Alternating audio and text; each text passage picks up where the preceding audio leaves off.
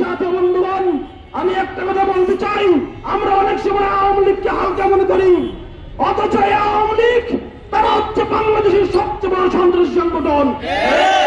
অনেকে শেখ মুজিবকে ভালো মনে করে, বাংলাদেশের রাজনৈতিক হত্যাকাণ্ডের সূচনা ঘটিয়েছে শেখ মুজিব। 1971 সালের পরে 22,000 জাসদের কর্মীকে হত্যা করেছেন।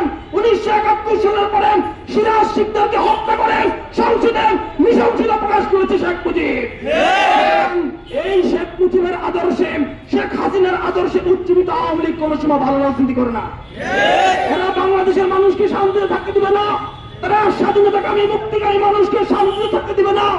শরীফ ওসমান হাদিকে উপর আক্রমণ করা হয়েছে, কালকে বিএনপি নেতাদের উপর আক্রমণ করবেন, এরপরে দিন জামাতের নেতাদের উপর আক্রমণ করবেন, আমাদের আমিরে মজলিসও টার্গেটে রয়েছে।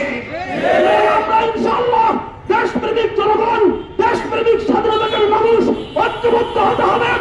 এখন আর নাকে তেল দিয়ে ঘুমানোর সুযোগ নাই। এই ফেসিবাদ বাংলাদেশ থেকে উদ্ধার হওয়ার আগ পর্যন্ত আমাদের যুদ্ধের ময়দানে আমাদের না হতে হবে।